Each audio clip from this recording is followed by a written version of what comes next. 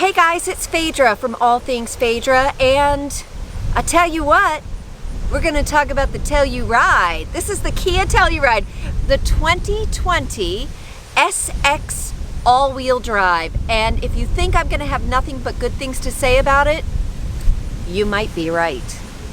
So you might hear a little bit of rumbling in the background. That's not from critics of this vehicle. That's actually from the sky. The weather the past week that I've driven the Kia Telluride has been crazy.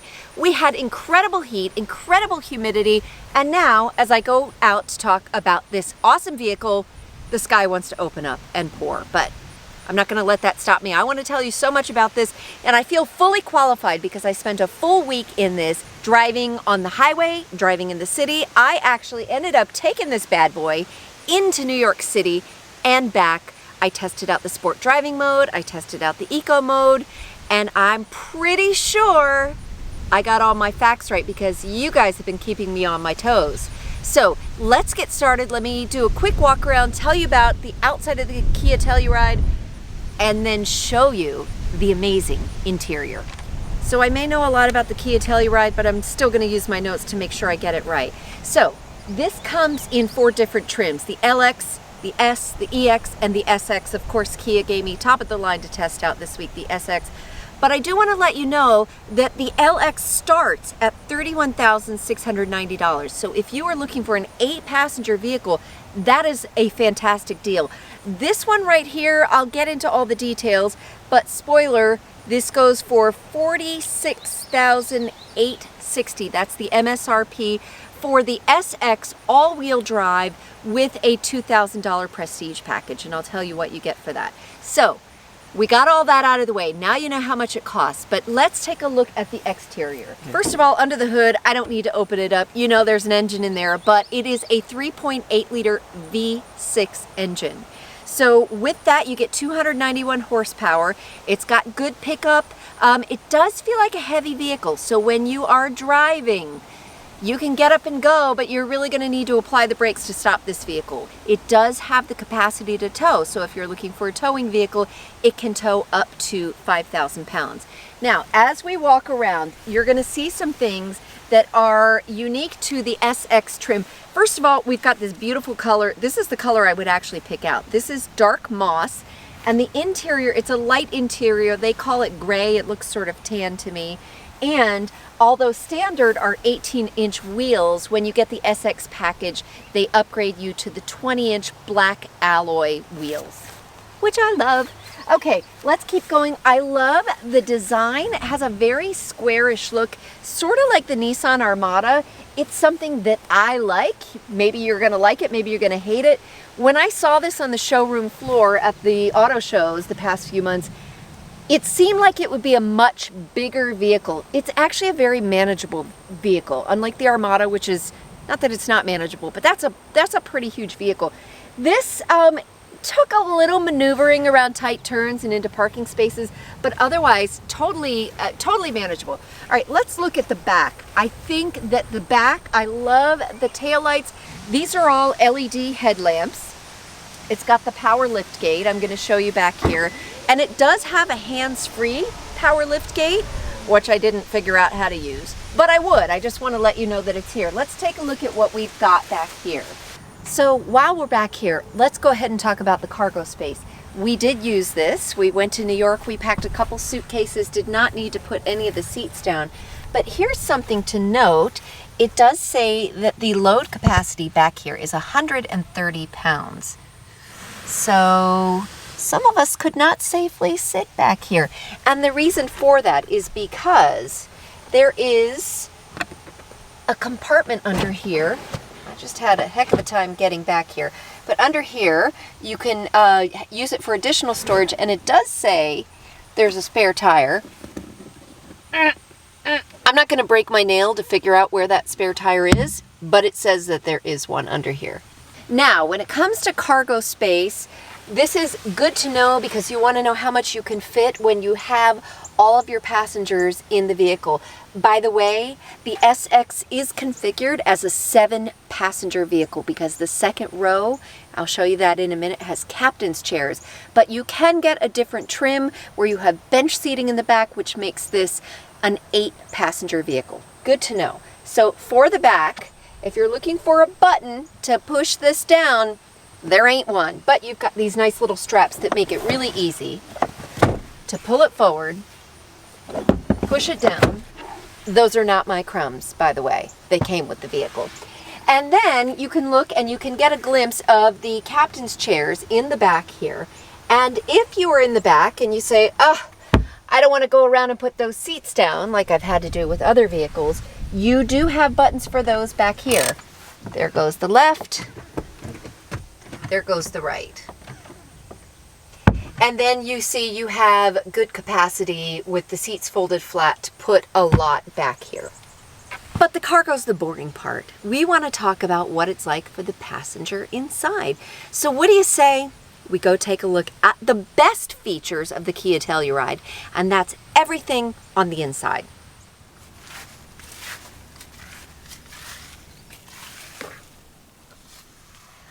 Welcome to the interior of the Kia Telluride. There is a lot to look at in here, and it's a rather warm day, so I'm going to start the vehicle up, and also there's a lot of electronic stuff I want to show you.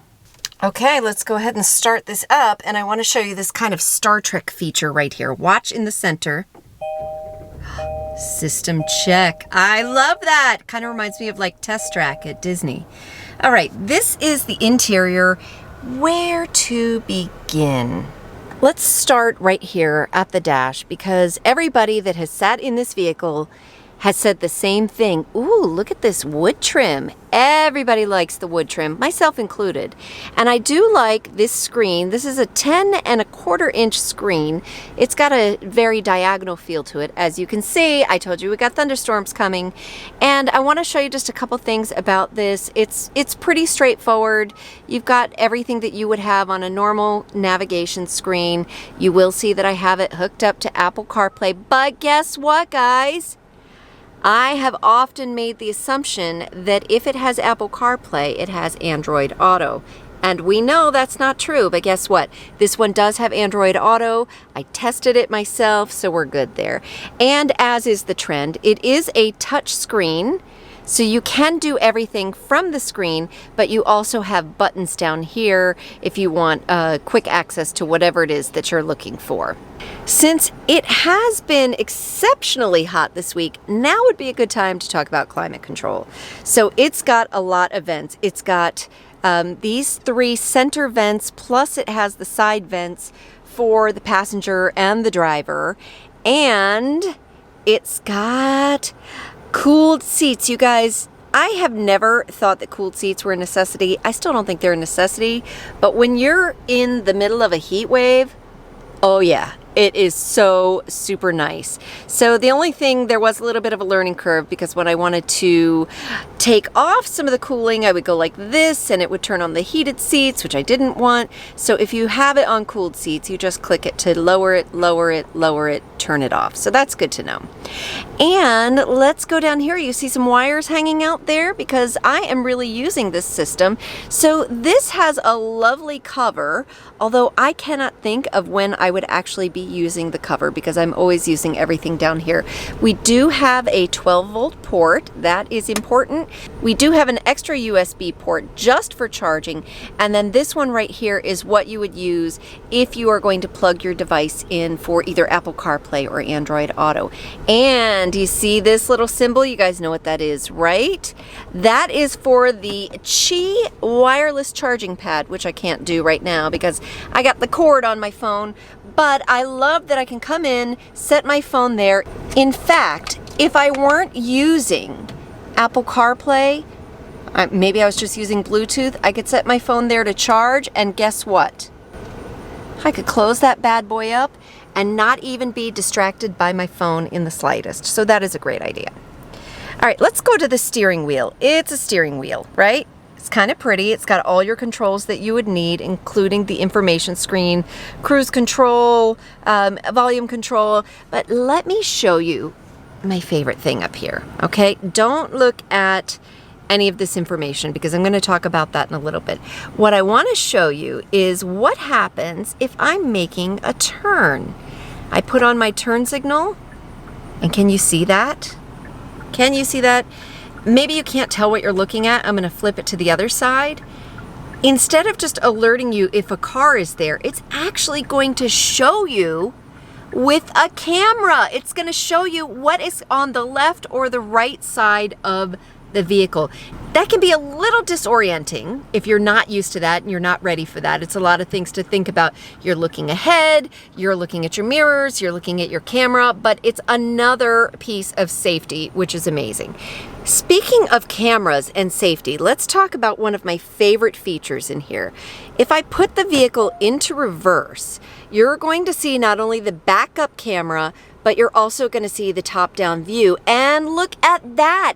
It shows you the turning radius of your tires, what direction you're in. So you pulled in and maybe you forgot to straighten out your tires. Well, now you know exactly how you're going to be when you start to turn, and I can turn the wheel now.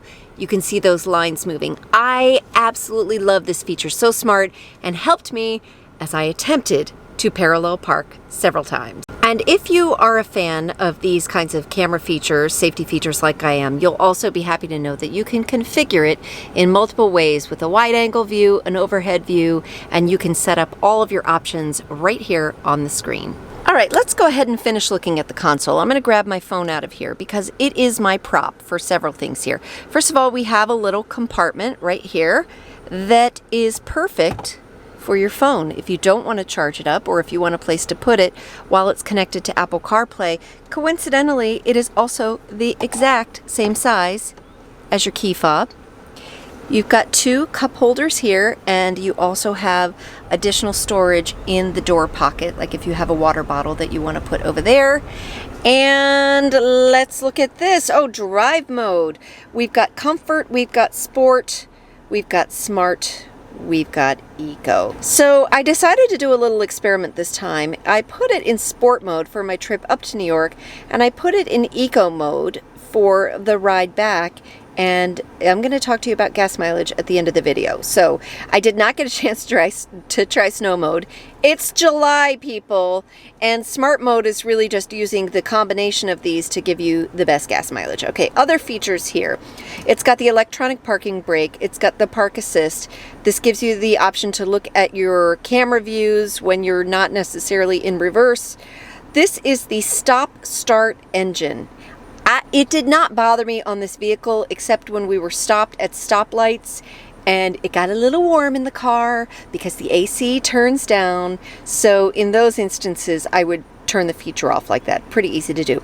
And then the auto hold, which I've talked about in other vehicles, this allows you to press this button once, and then when you are sitting at a traffic light, you can see it up here.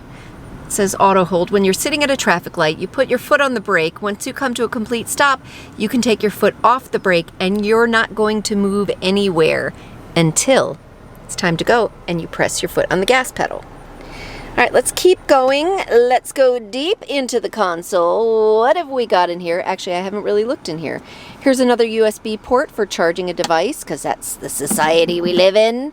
And I like that this is nice and deep and has an extra pocket here. I did use it to store my camera in here when I ran into the store. And if you think you've seen it all, you haven't. You've only seen the cargo space, and up front, we still have 2 more rows to examine. And if you are looking at this vehicle, it's because you've got people to haul around. So it's important to check out what's back there. Let's go. Welcome to the second row. I actually love the second row. I love exploring the second row because I'm never in the second row. I'm always in the driver's seat, which, who am I kidding? That's where I prefer to be. But if I were a second row passenger, this is probably the second row that I would want. And let me show you why. As I mentioned, in this particular trim, in the SX, we've got captain's chairs back here, which is great if you've got 2 kids that can't stand each other and don't want to touch each other, or adults that need a little extra room. We have in this model an electrical outlet right back here, as well as a 12-volt outlet. For each of your passengers, you have a USB port that will charge your device. You've got cup holders right here in the center console. You've also got cup holders in the door sides, You've got nice sunscreens if you're cranky when it comes to sun. And look, you even have a hook on the back of the seat to, you know, hook things. And for your hot-blooded passengers, including my 12-year-old son, he was thrilled to find that not only did he have vents back here, but he also had his own controls back here. And if that's not enough, just throw him in the back, because we're gonna go check out the third row right now. Okay, if we're going in the third row, it's only fair to show how to get to the third row. So if you're nimble, you can actually go right in between these captain's chairs, which is what I did from inside the vehicle. But if you're getting in from outside, with the push of a button, the seat slides forward, tilts forward, plenty of room to get in. Okay, this is the third row. It was not bad getting in, and while the seat is a little shallow, my knees are up. It's not bad. I've got plenty of room for my legs if this second row seat is up. If it's back, it's going to be a little bit of a tighter fit, but actually not unreasonable. Now, when you get back here, the first thing you're going to do is slam your head into this headrest. So you're going to want to make sure you put it up like that. Even the center passenger. Now, can you fit 3 adults back here? Maybe if they're small. I would probably recommend 2 adults or 3 smaller people. And they did not do the third row any disservice. We have a USB charging port on each side. We've got cup holders, and we have, I don't know, a little compartment for a snacky. Isn't that nice? Oh, and look, I have my own vents, but I just have to be nice to the second row people because they are the ones that will control the temperature.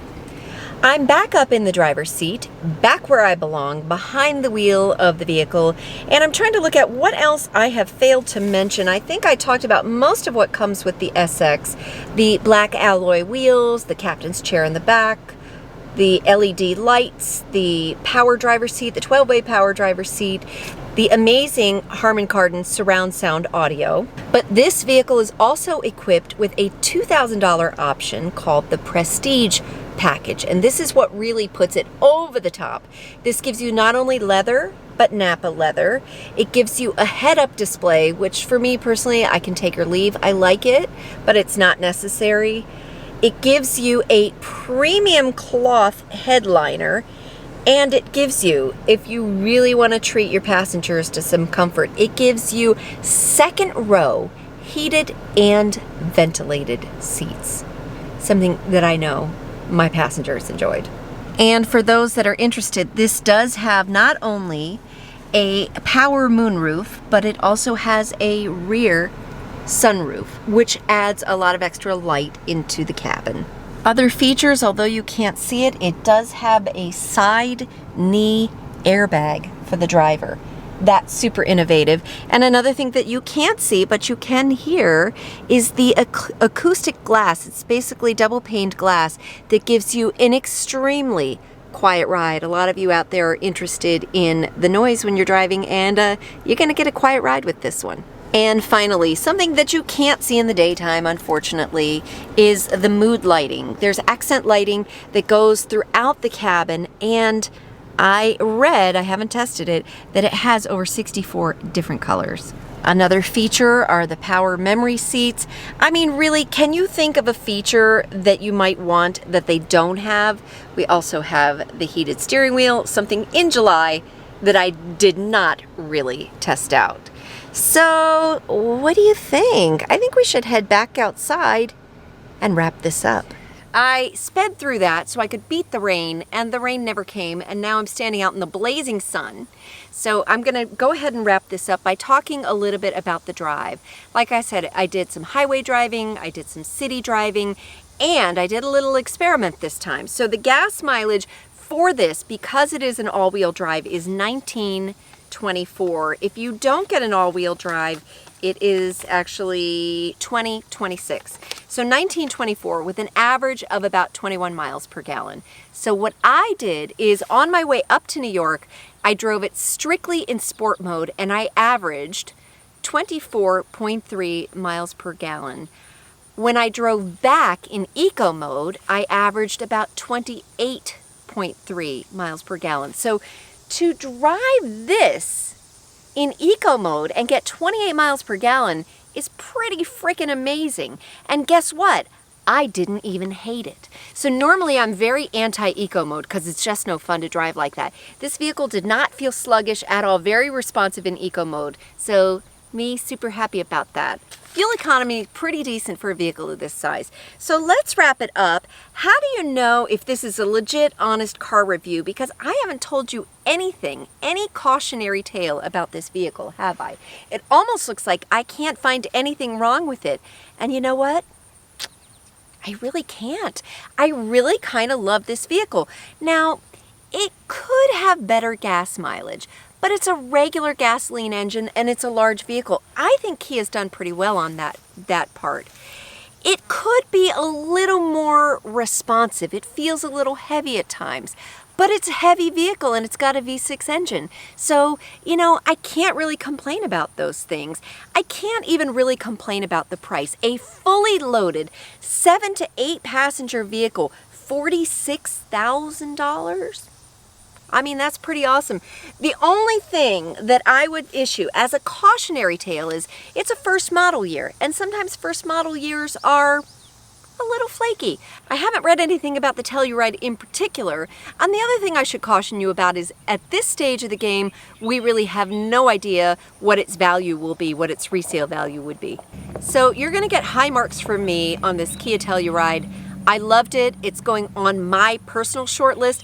That's also why I requested this vehicle to review, because I was really excited about it to begin with. I promise at some point I'll review a car that I'm not that excited about. But until then, I hope you liked this video. I hope you got something out of it. I would love it if you leave me a comment. You guys are great at telling me what I missed or asking me questions about something I didn't cover.